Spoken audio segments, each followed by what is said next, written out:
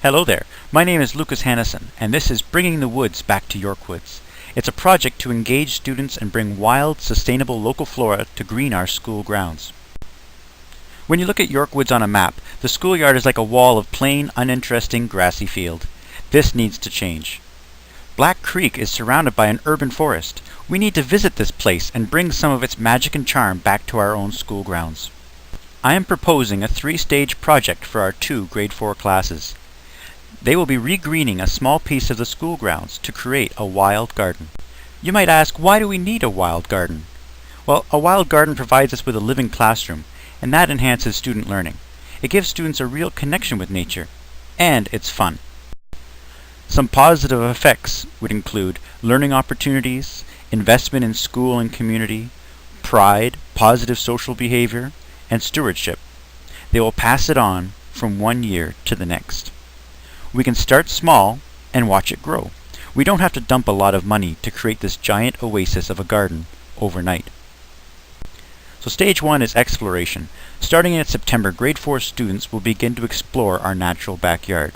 It's a 5-minute walk from the school to Topcliffe Park Trail near Black Creek. The visits will familiarize students with local plant and animal life, and they'll provide for a new learning environment. We're not alone. There are many organizations that are eager to help us, and their expertise will help guide our project. We can bring our lessons out into that nearby nature, and while we're there, we'll get a feel for what's growing wild in our backyard, and get an idea of some of the things we might want to bring back to our school. So what will our garden look like? Well, it could be a neat row of planters, or it might be a wild natural garden with winding paths. The quick answer is, I don't know. Let's ask the students. Stage 2 is planning. In school through the winter months, grade 4 students will plan the layout and composition of the school garden. This will involve the whole school in the process. Planning involves 3 stages over the winter. First, grade 4s will conduct a school survey to gather ideas. Then they will develop those ideas into plans and hold a design competition. Finally, the whole school will vote on those plans to pick the best one. This will ensure that the process is both inclusive and democratic. Stage 3 is implementation, the big dig. After the spring thaw, grade 4 students organize and assist in the construction and maintenance of the garden. The whole school can help dig and plant. The big dig is a lot of fun. It involves everyone in our great plan.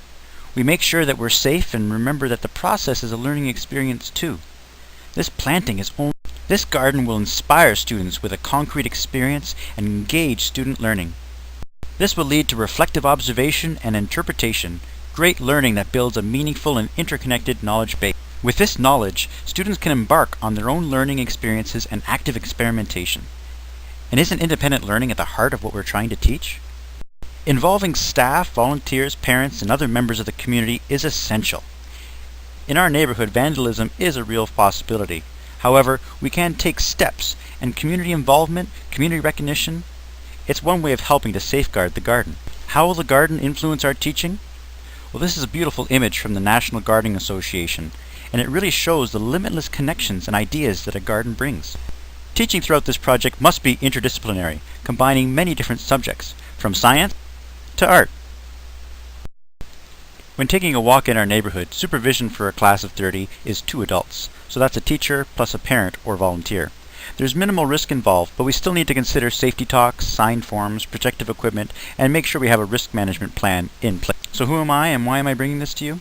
Well, I have some experience with regreening and restoration efforts, but most importantly, I really believe in this project, and I'll bend over backwards to see this project through. Remember, student involvement is key. Students need this authentic experience. Yes, they will struggle with the challenge, and it may not turn out exactly as planned, but we have to resist the urge to rush in and save them. The risk factor is part of the excitement and motivation. Students need our advice and guidance, but like the second picture, we also need to step back and let them own the experience. So this is just a taste of some of the amazing ideas and connections this project will bring to our school. So, are you with me? Let's bring the woods back to Yorkwoods.